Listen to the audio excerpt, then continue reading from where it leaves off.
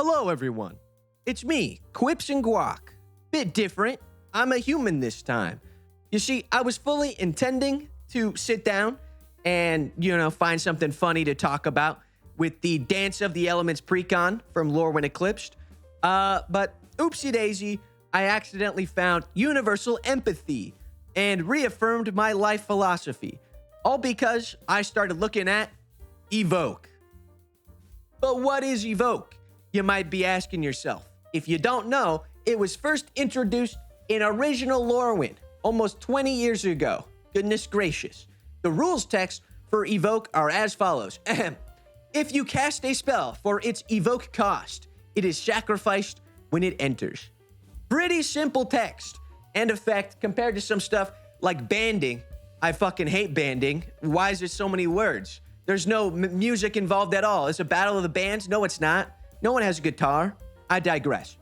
I was looking at Ashling the Limitless, the commander from the, precon, who gives elemental spells Evoke 4. And it was, running the numbers on whether this could be a goofy Maskwood Nexus type angle. When I pictured in my head what it must be like to be evoked.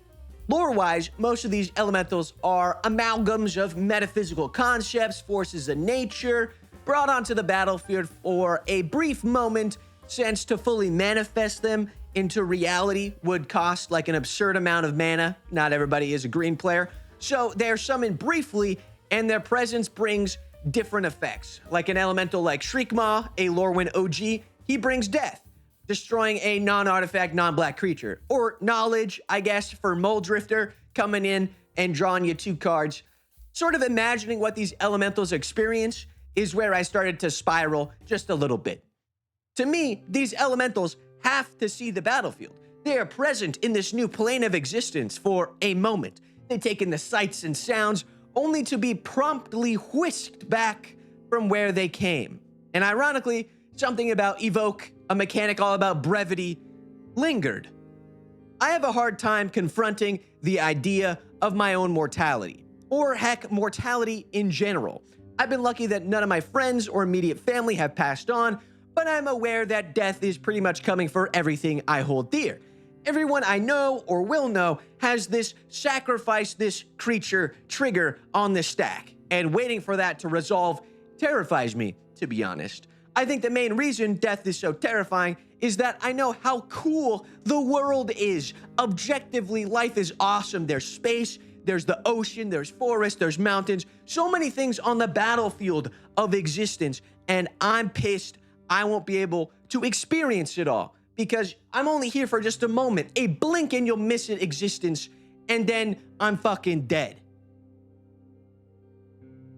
Maybe I'm diving too deep into this, but the new cycle of elementals in the precon and the mythic ones available in the set invoke, so to speak, a ton of emotional symbolism, emptiness, catharsis, deceit, vibrance, wistfulness, belonging, jubilation, impulsivity, lamentation, subterfuge.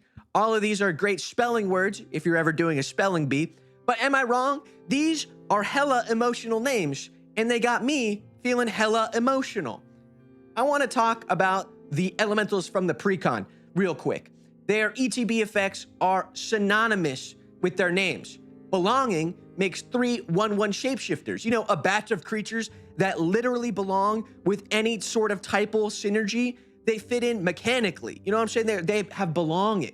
Jubilation pumps up your board. Get it, pumps it up. Jubilation, you get pumped up. Whatever. Impulsivity lets you cast something from a graveyard relatively randomly. Not all that consistent most games, but pretty sick.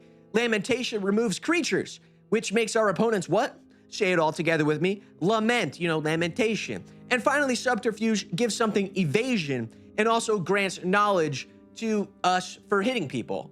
Classic subterfuge things. I think I pity these elementals. I want to highlight how their names are synonymous with their effects on the battlefield, because this leads into my next point about being alive. Purpose. These elementals are raw incarnation of concepts. Their very beings are capable of no other form than which they were named. Lamentation cannot smile, and jubilation cannot weep. But we humans are different. And yet the system we have inherited demands that we all have a purpose, that we are no more than tools, that we must find our purpose in life. How disheartening. I am to reduce the vastness of myself into a single purpose, a single abstract, most likely, let's be honest, tied to what value or labor I provide for shareholders. I think the dissonance, for me at least, comes from the fact that we only have such little time on the battlefield. But our ETB is wholly unknown. Sure, it would be nice to have a little bit of certainty about ourselves like the elementals, but man, I love being human. Such free-form, malleable creatures we are. Some are horrible monsters. But many, many, many more are beings of hope and love. Which brings me to my own personal philosophy. I think life is awesome. Plain and simple, to be alive is our purpose, to take in all the sights and sounds of the battlefield of Earth. Hearing death is awesome. Being sad is also awesome. All these things daily remind me that I am alive. And when one day the trigger on the stack comes for me and sends me to the graveyard, I will hope I left the battlefield a more love-filled place than I found it. So yeah, sorry about that. If this is a bit different than my usual style of content, I was inspired, and algorithm be damned, I wanted to talk about it. This video was made possible thanks to the patrons over on Patreon. If you like this style of video, let me know. I'll do more. It's just me yapping, so it's always fun. I'll see you in the next one. Peace out.